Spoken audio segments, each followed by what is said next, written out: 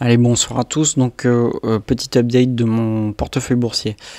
Donc, ça faisait un petit moment que j'avais pas fait de vidéo, tout simplement par manque de temps, puisque actuellement je suis sur, j'ai pas mal, pas mal de mon temps libre et occupé par des travaux. Donc, j'avais un peu laissé de côté cette chaîne. Donc, petit update.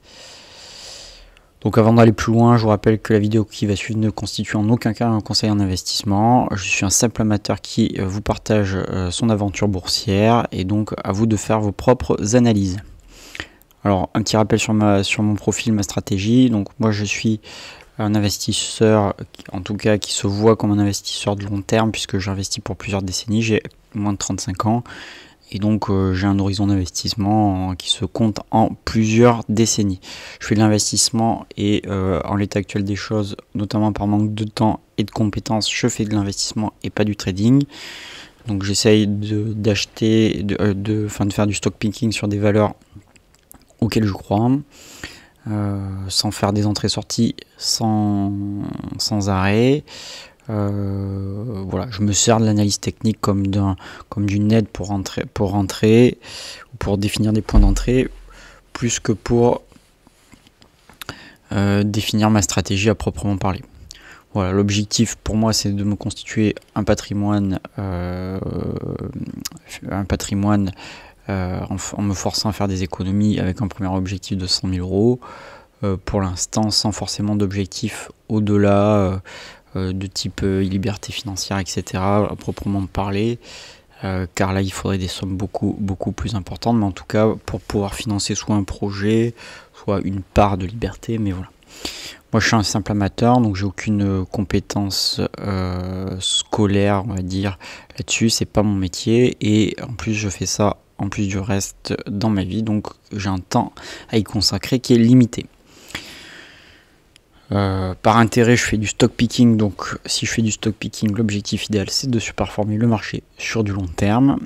Et donc actuellement je suis dans ma phase d'accumulation puisque je me force à investir sur les marchés financiers 800 € par mois, voire des fois un petit peu plus, 1000 € plus récemment, mais minimum 800 € par mois.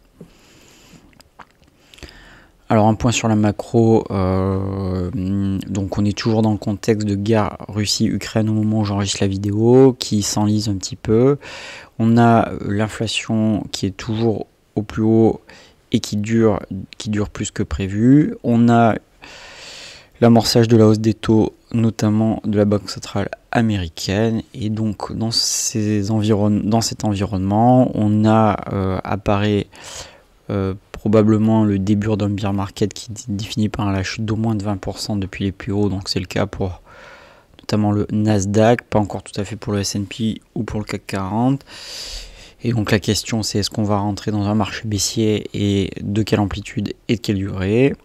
Et on a déjà observé notamment une correction sur certaines valeurs de la tech US, en tout cas celles qui étaient les plus valorisées, alors dont la caricature et le fonds ARK Invest, ou certaines valeurs aussi très hype de la stay item economy, du style Netflix, qui ont fortement corrigé, des corrections supérieures à 70%, PayPal aussi par exemple, qui sont pas que des entreprises qui perdent de l'argent. Alors effectivement c'est aussi le cas pour toutes les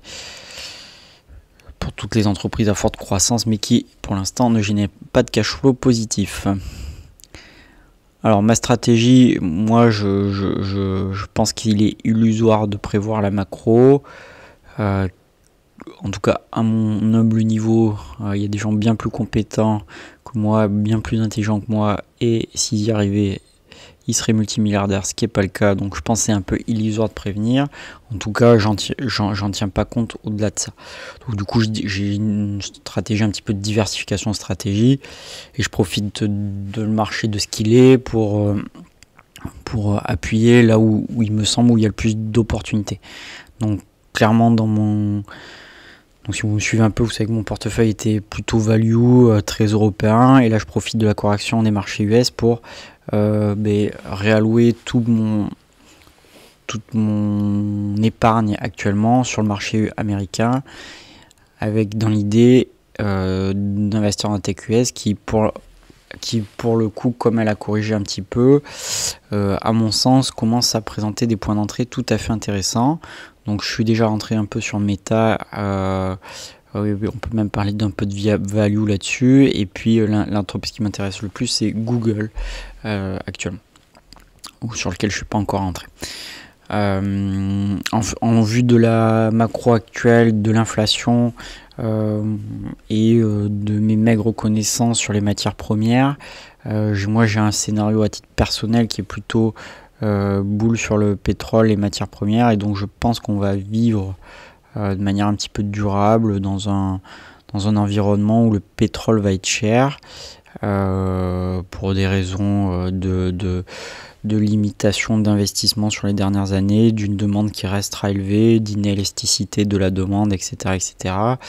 Et donc je maintiens ma position sur Total clairement là-dessus, même si aujourd'hui elle est plutôt dans un haut de cycle. Et je me pose la question de diversifier cet investissement sur d'autres valeurs, soit avec des ETF du secteur pétrolier, soit même d'investir sur les majors américaines du pétrole. Voilà, on sait que Warren Buffett actuellement il a pas mal investi dans ce secteur-là. Voilà, j'ai aussi une position qui est en forte plus-value sur GTT pour que j'avais constitué il y a un an, dans une optique moyen terme, en jouant la demande du gaz. Alors j'avais pas prévu effectivement le scénario ukrainien qui a dopé complètement cette valeur, donc je reste sur ce scénario là pas mal exposé, et c'est plutôt un secteur qui, à mon sens, même si actuellement plutôt pour lequel il y a déjà eu une bonne amélioration de ses perspectives sur les 2 dernières années, de ces valorisations d'entreprise, me semble encore que c'est peut-être quelque chose qui va être amené à durer. Voilà, et j'essaye aussi d'investir dans des valeurs de bonne qualité avec du pricing power dans ce contexte d'inflation. Donc l'entreprise qui m'intéresse là-dessus, c'est LVMH. Et je suis rentré dessus puisqu'elle a corrigé un petit peu, et je retrouvais que les niveaux de valorisation actuels étaient acceptables, notamment quand on regarde le free cash flow yield qui devenait intéressant, qui était supérieur à 4%, et donc pour moi c'était un bon premier point d'entrée sur cette valeur. Et puis j'essaie de me débarrasser de mes petites lignes que j'avais constituées quand j'avais une méthodologie beaucoup moins construite, afin de retrouver un peu de liquidité. Alors j'essaie de m'en débarrasser pour certaines d'entre elles sans perte, ou avec des petites plus-values quand elles sont sur des tendances graphiques haussières. J'essaye d'optimiser mes points de sortie. Mais bon, voilà, c'est pas en soi très, très fondamental, mais j'essaye d'éclaircir un peu mon portefeuille. Donc aujourd'hui, mon portefeuille, il est réparti globalement de cette manière-là.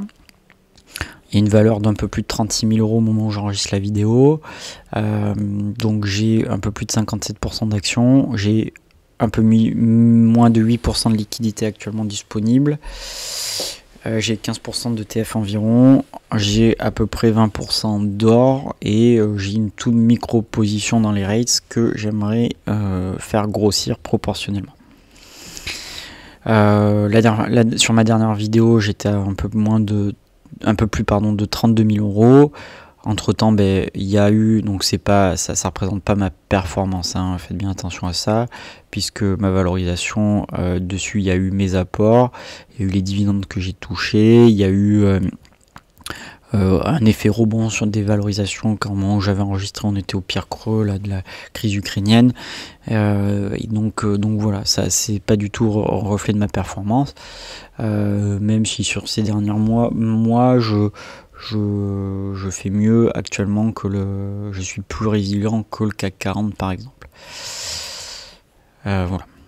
Alors mes mouvements mars-avril, j'ai renforcé un petit peu Meta, j'ai renforcé HelloFresh,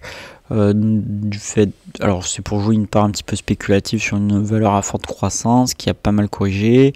J'ai renforcé Euronext, qui est pour moi une valeur de très bonne qualité qui génère du free cash flow. Voilà, alors j'ai renforcé pour des raisons un peu techniques SMCP, mais de manière minime. C'est un dossier pour moi spéculatif, en jouant le retournement sur cette entreprise. J'avais un PRU très bas, j'ai profité d'un repli pour pour me renforcer, mais vraiment de manière minime. Je crois que c'est une vingtaine d'actions. Bon, ça lise mon PRU, je reste en plus-value latente quand même d'une quarantaine de pourcents, je crois. Bon, c'est pas très important. J'ai renforcé à minima mes ETF dans la santé en Europe et sur les matières premières en Europe. Et j'ai commencé à rentrer sur LVMH et sur PayPal. Donc voilà la constitution de mon portefeuille au moment où j'enregistre la vidéo. Donc il y a un peu plus de vert que la dernière fois. Bon, je vais pas détailler toutes les lignes. Ma plus grosse position, qui est aussi une de ma plus grosse moins-value, c'est Alibaba, que j'ai sans doute constitué de manière trop agressive lorsqu'elle avait commencé à craquer. J'aurais dû être plus patient dans la constitution de ma ligne. Aujourd'hui, ma ligne, elle est, on va dire, globalement constituée. J'attends avec impatience le rebond des valeurs tech chinoises. Voilà. Alors il y a une petite subtilité là sur mon tableau pour les plus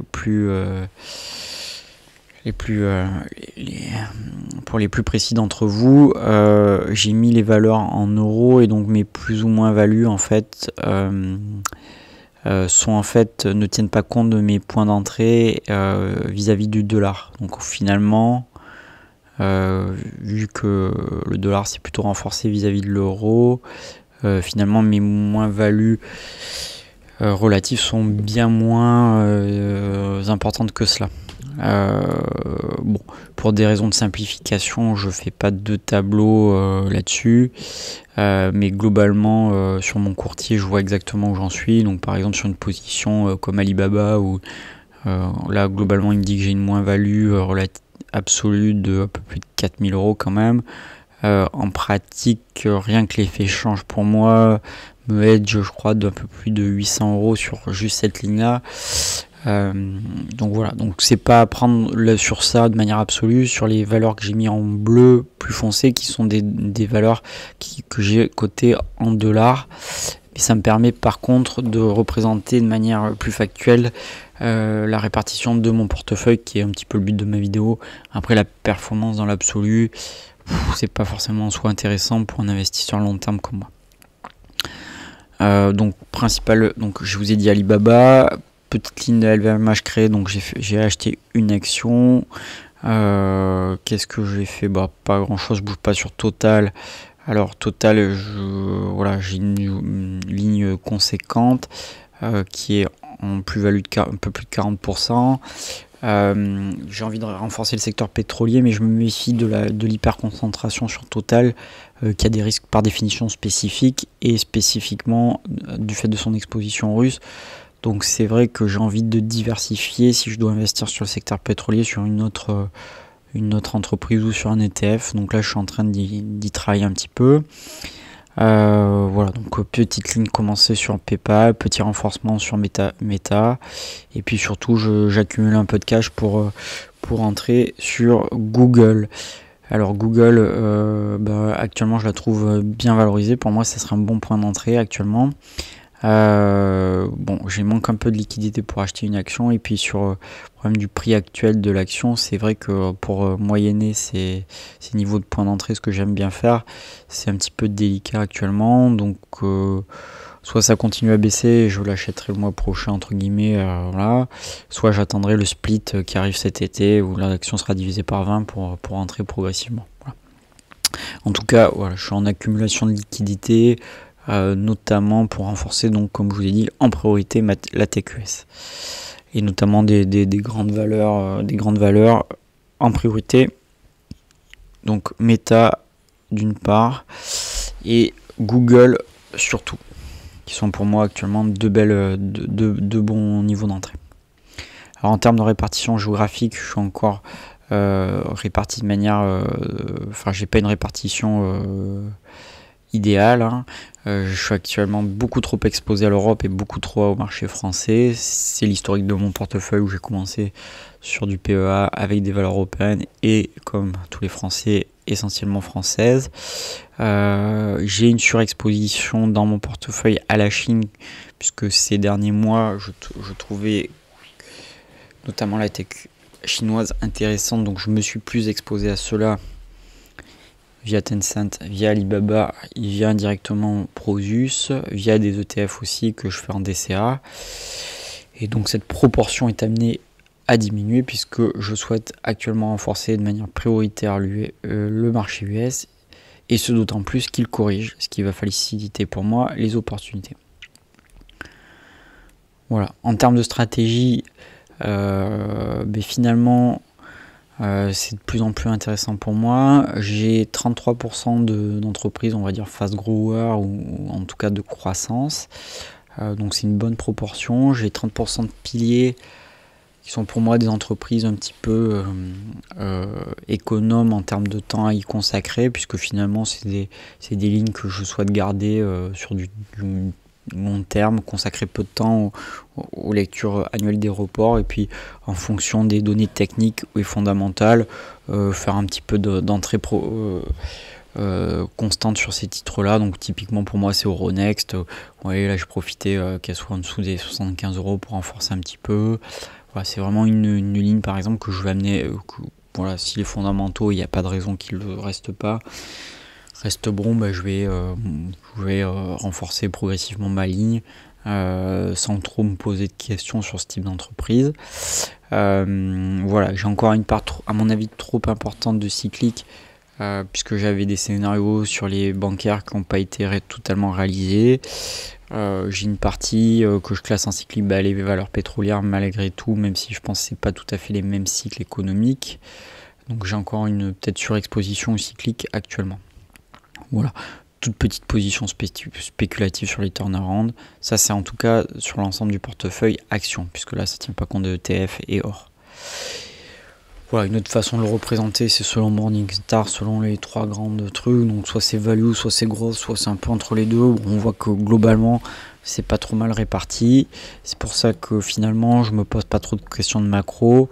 Soit on va repartir comme en 40 sur les valeurs de croissance et j'y serais exposé. J'aurais profité de la baisse actuellement pour en rentrer à des prix intéressants. Soit on va rentrer en bear market avec la stagflation, etc. Et à ce moment-là, mon exposition value jouera aussi son rôle, et j'en profiterai pour constituer sur du long terme des positions intéressantes sur des valeurs de croissance solides. Voilà. Donc je joue un petit peu sur tous les tableaux, au risque de moyenner à la baisse ma performance, mais voilà, une fois de plus, ça sera le rôle tactique d'orienter un petit peu les choses en fonction des performances et de chaque entreprise, bien évidemment, que j'aurai au portefeuille dans chacune de ces secteurs. Bon, un petit mot sur les ETF. Donc, je fais du DCA actuellement sur les S&P 500 et de manière équivalente sur l'Asie, pays émergents, pour une exposition essentiellement majoritairement chinoise.